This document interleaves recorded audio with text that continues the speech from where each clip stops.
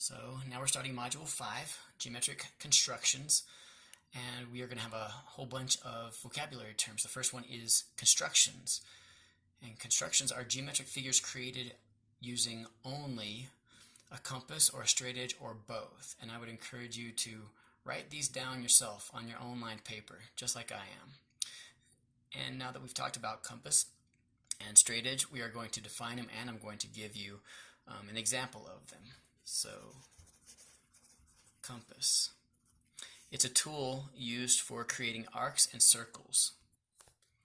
And here are a couple of examples. In fact, I got 4. So these are 2 different kinds. This is probably the kind you're more commonly used to seeing, the kind that you can widen these. The important part is that this part needs to be fixed, meaning it won't move once you set it. And that's why I don't like these so much, is because they tend to get loose, and then as you're drawing they get wider or more narrow, but I am going to show you how to use it. I prefer this one. This one's called a safety compass. So you loosen it here and you slide it, and this is going to be equivalent to this point, which is the center of rotation. And then as this gets bigger, that's where you slide this, and then where you want it to stop, you tighten it up again, and now it won't move. Now a couple others that you've probably seen this one in the store. And again, I don't like these kind as much because my mechanical pencil won't fit in them, but also because, especially this black and blue one, it's really loose right there. So, and you can tighten it. There is a screw right here, but like it's tight right here, loose, tight, tight, loose, tight. So I don't know, I just don't like those so much. And here's another safety compass. This is a kind where you need to push down and slide. If ever you hear this, you're just breaking the teeth. You're wearing the teeth down, and it won't stay. So push down and slide. Now you can get these from the office at school. I've put a bunch of both kinds, the ones with legs and the safety compasses, in the office. You can check them out. Straight edge. Now another reason why I like this kind is it's 2 tools in one. It's the compass and the straight edge. Whereas for this kind, or this kind, you have to get a separate straight edge. But a lot of people like them, and you can use them. But a straight edge specifically is just a straight edge with no markings on it. Now you can use one that has markings on it, but you have to ignore the markings. So many students are tempted to just, when we're going to be copying a segment here soon, they just want to measure it as accurately as they can and then draw it. But see, that's drawing, and we're going to get to what the difference between a construction drawing is and a sketch, what the differences are. Let's go ahead and define our straight edge though. So again, we need to ignore, if we're going to use a ruler, we have to completely ignore the markings. So a straight edge, no markings. And now the difference between, well, construction, we've already talked about how it's geometric figures created only using a compass or straight edge. When we draw, we create geometric figures using tools like rulers and protractors. And the way I say that is create geometric figures using tools of measurement. So again, like rulers and protractors, which we will be using protractors later too. Now sketch is where you create a geometric figure, you just freehand it. This is where you don't use a ruler or anything else. You just make it as straight as you can. And we're going to do a lot of sketching, but we're also going to be doing some drawing and constructions. But you should know the difference between constructions, what it means to draw, and what it means to sketch mathematically. All right, let's move on to some other terms, such as point. Now, point is a fun one to define. It is a specific location in space without size or shape. And we draw it with a dot and a capital letter. So it would be point A, point P. It doesn't really matter where you locate it, but it has to be a capital letter, and we use a dot.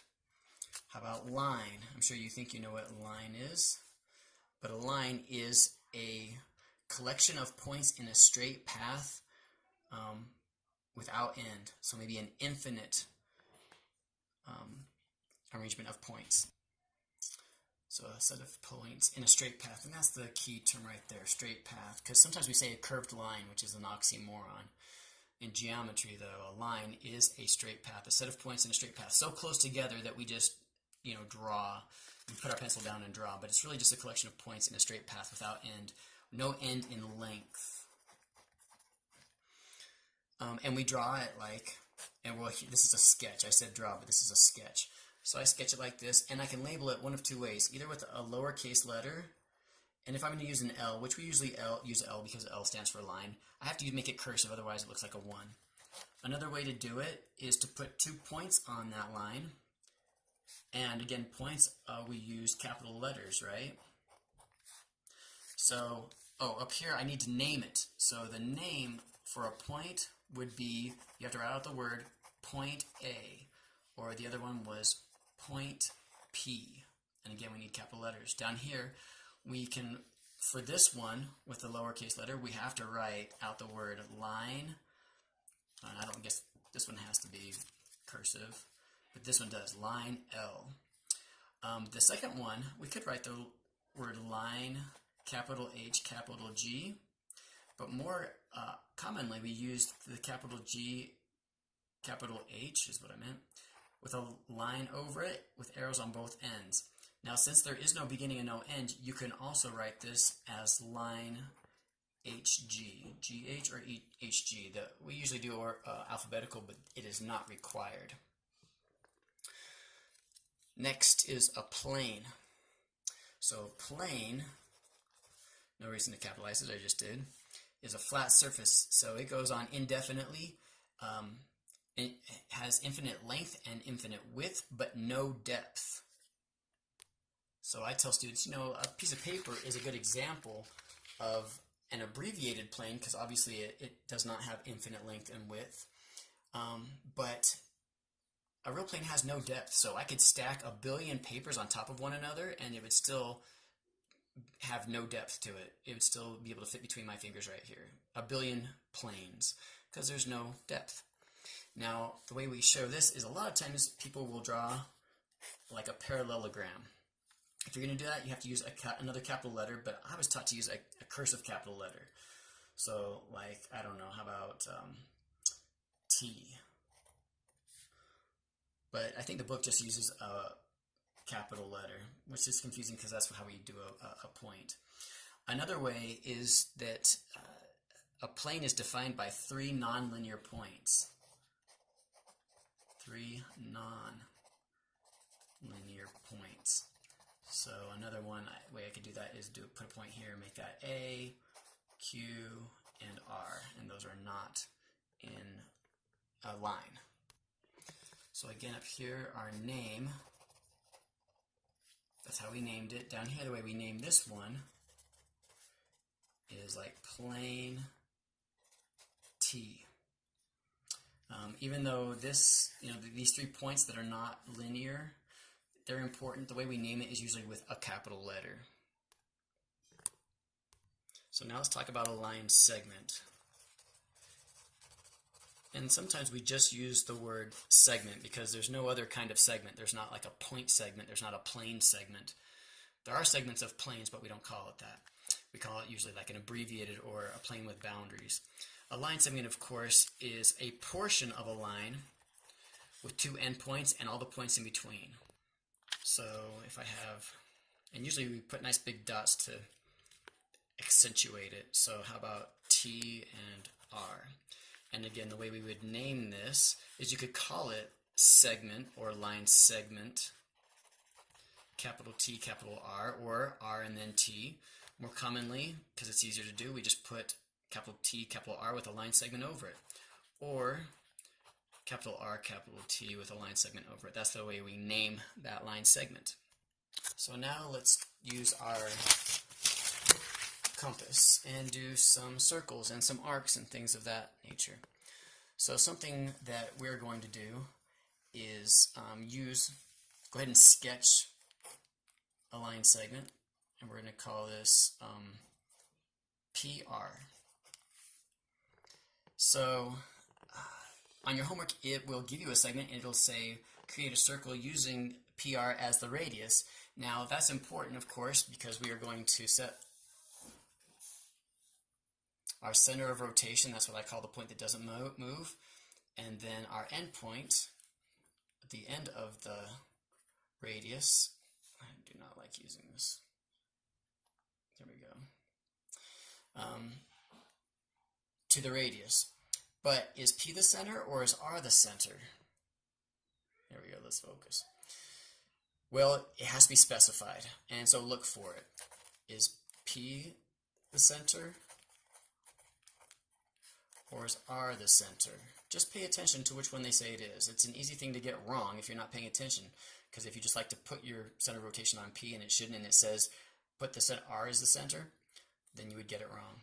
So we're going to go with P is the center for this one. So try it with your compass. Set your length there, and then just be careful as you rotate. And I kind of do this lightly, otherwise sometimes you can kind of see it resizing already. Do you see that? I don't know if you can really see that, but it's gotten bigger already. That's why I don't like this compass. And it can be a pain. That's why I do it really lightly, is to try to help it not resize as it goes around. See, it's getting smaller now. I just hate that compass. With this one, you might be able to see there's a little dot in there that's kind of a point of focus. Now the problem with these kind is if you're trying to do this in your notebook, this part over here will hit the binding all the time, so you have to tear the paper out. But once you tear the paper out and you put it on a flat surface, these are actually really nice. Once I've set my compass length,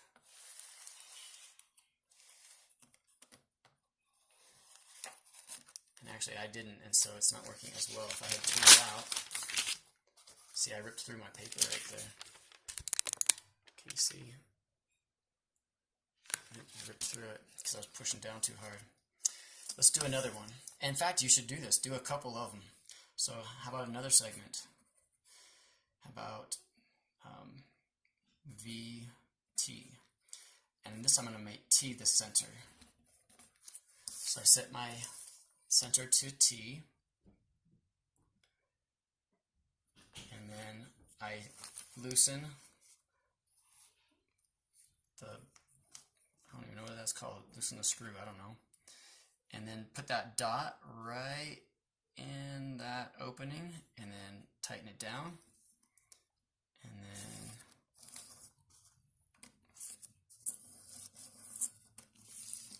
well, not bad, other than I kind of missed that part right there. Pretty easy with this one, and it stays. That's what I love about it, is that it stays. And of course, an arc would only be a portion of a circle.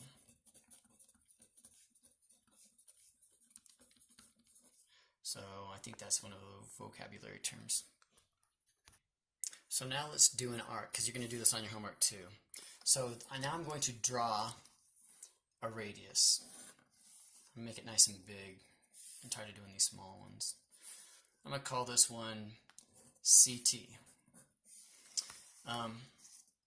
So if it says use C as a center and then draw an arc that's about 1 inch long, sometimes they're going to say going through T,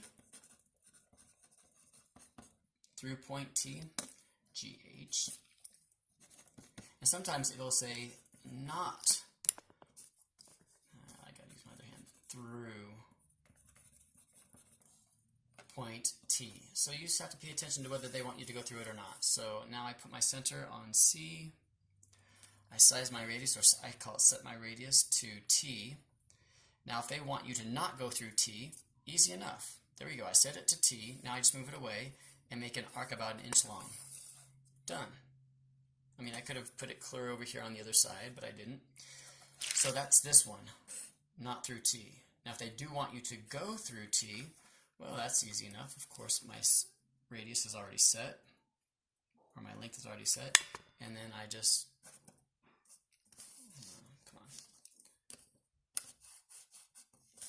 There you go. And you can see that it goes right through the point.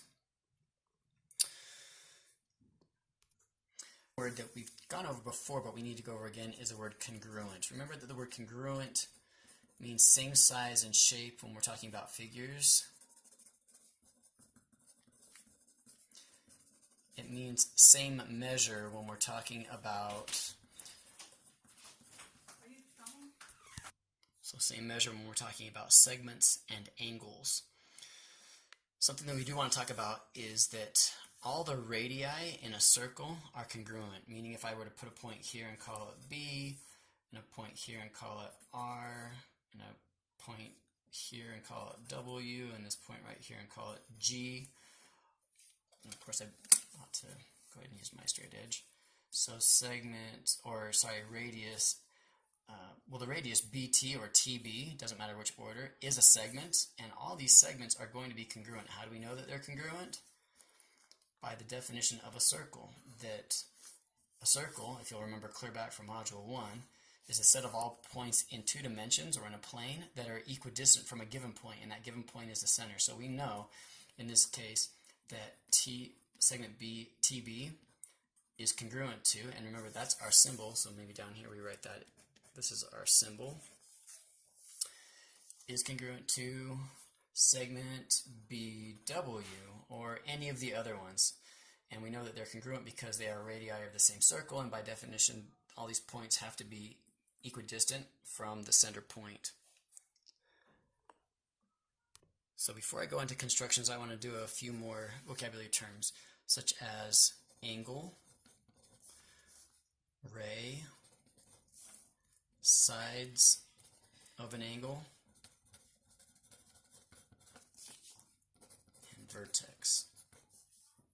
Come on, let's focus. So an angle is formed by two rays that share a common endpoint. So an example of that would be, let me turn through the paper again. So if we put points on this, then we can name it. There's a couple ways we can name it. If this is, I don't know, what haven't I used yet? M, N, and O. We can name this angle, and here's our symbol for angle, NMO, or angle OMN. The only thing that would be wrong is if M is not in the middle. M has to be in the middle because M is the vertex, and we're going to get to that term down here. You can also, since there are no other angles right here, we can call this just angle M. Now, if ever we have something like this, and now we've got M right here, N right here, O right here, and then we would have like P and Q. Now I can't just call this angle M because there's an angle M right here, and there's an angle M on that side, and there's an angle M up there, and there's an angle M down there. Even if this bottom part didn't exist, we've still got the angle, the acute angle, we've got this obtuse angle, we've even got what's called the straight angle. We'll get into angles later on. But you can't call it angle M if there's more than one angle that jets off from that vertex. In this one, though, there's only one. So a ray now is going to be a portion of a line with one endpoint going indefinitely in one direction. So if I were going to draw a ray,